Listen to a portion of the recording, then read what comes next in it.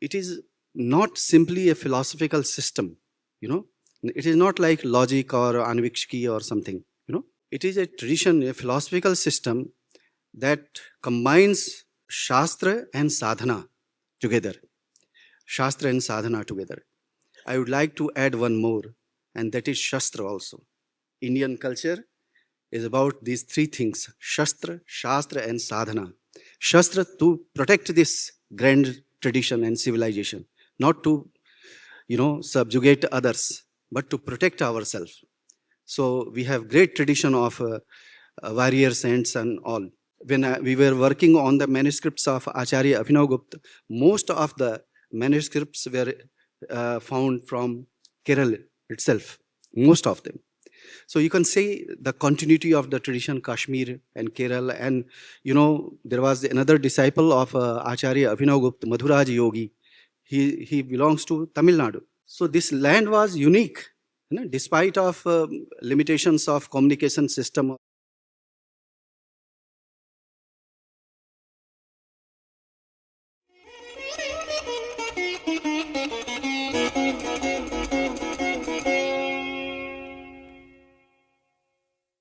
Namaskar to all of you. 2-3 things I would like to share with you in the beginning. And that Panini, a great grammarian of 7th century BC, has a sutra. It is a Adarshanam Lopa. Adarshanam Lopa. He is describing the phonological process in the grammatical operation. There is a phonological derivations or so. So there he says Adarshanam Lopa, that that which is non-visible, mark this, non-visible simply, is called a lopa, deletion in that sense. Non-visible doesn't mean non-existential. Okay, it is very much there. It is maybe in the hibernation, maybe not taking part in derivational process actively. It is not visible, but it is very much there. Nothing is lost. This is the beauty of our tradition. If in one place it is non-visible, it will manifest in other place.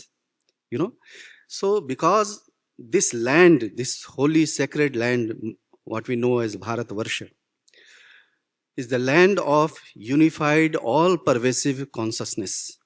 This is Chaitanya that binds us together. And this kind of divide north and south, this was popularized with intention during the British time.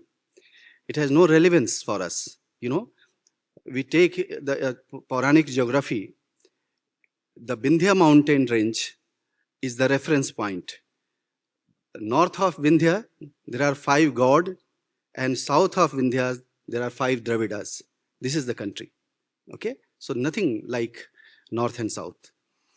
And that's why you see there is a continuity of tradition throughout the land, and we have this. We have preserved this tradition despite all such episodes of upheaval and loss. There is in Kashmir Shaivism itself. There are several episodes where we are informed that this lineage is lost. Agamas were lost at a time. Then Bhagwan Shiva himself appeared and preached it to Durvasa, and this is how tradition goes on. We have the tradition of 28 Vyasas so far. Okay, what does that indicate? We preserve our tradition, in this mechanism through narratives, through the Vyas Parampara, and through the continuous tradition of texts and thinkers in our country. And in this context, I would like to say something about this Kashmir Shaivism or Trikadarshan, as pointed out by Sri Ramananji, that it is not simply a philosophical system, It is not like logic or anvikshki or something, It is a tradition, a philosophical system that combines Shastra and Sadhana together. Shastra and Sadhana together. I would like to add one more, and that is Shastra also. Indian culture is about these three things: Shastra, Shastra, and Sadhana. Shastra to protect this grand tradition and civilization, not to, subjugate others, but to protect ourselves. So we have great tradition of warrior saints and all. So this is how it combines, and because of several reasons, in Kashmir, particularly this tradition of sadhana was greatly interrupted. But fortunately, as I told you, that if it is non-visible in one place, it will manifest in other place.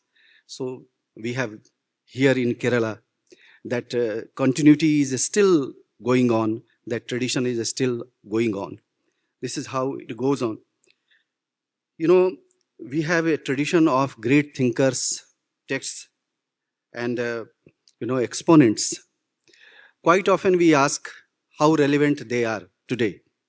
This is not our question. We have never asked in our textual scholarly tradition that to what extent Shankaracharya is relevant today or Abhinavagupta is relevant today. We have never asked. But we have inherited many things knowingly or unknowingly from the West. And one of them is the question of relevance.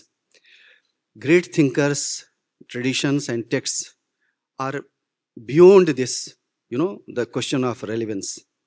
In fact, if we do not study them, if we do not know them, we will be irrelevant to our own time and space. So this is our duty, as pointed out, this is our civilizational dharma to preserve, to be with them and to continue with that tradition. Many more things can be said, and particularly Kula and Krama tradition, that is very, very important as they pertain to this sadhana aspect of Kashmir Shaivism. Because you see, right from the Upanishad, we have a very clear understanding of vidyas, para vidya and apara vidya. And this is the civilization that has been in incessant, a quest for knowledge.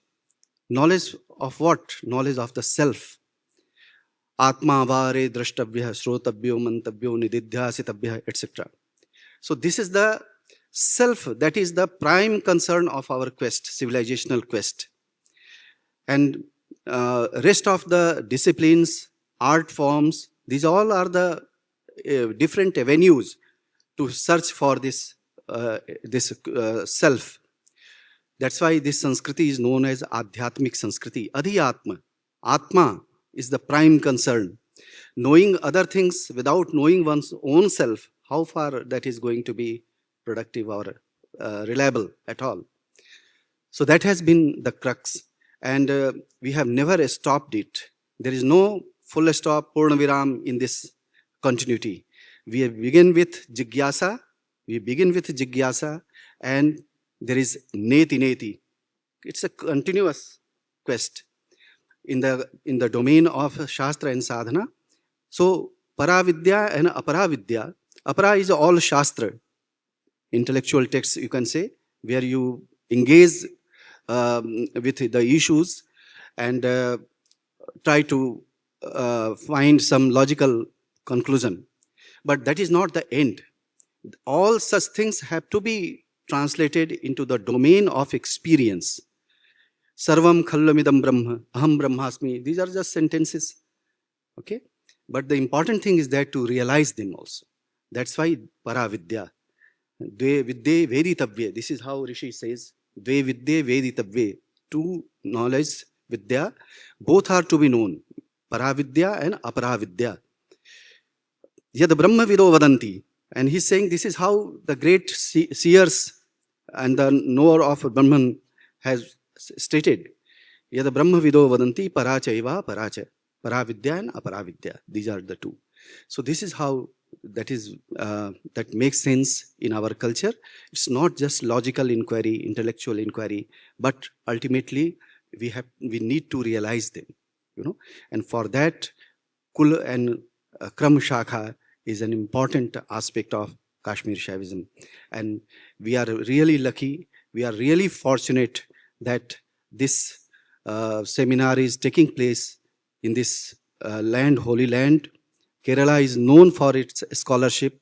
When we were working on the manuscripts of Acharya Abhinavagupta, most of the manuscripts were found from Kerala itself, most of them. So you can say the continuity of the tradition, Kashmir and Kerala. And, there was another disciple of Acharya Abhinavagupta, Madhuraj Yogi. He belongs to Tamil Nadu. So this land was unique, despite of limitations of communication system, and also people were well informed what is happening in which part of the country. So intellectually, by means of consciousness, this is one unified Adhyatmik Chetana that binds us together. And in this context, we think that we'll continue with our discussion in the forthcoming sessions. You invited me and given me this honor. I'm really humbled and much deeply obliged. Thank you very much. Pranam.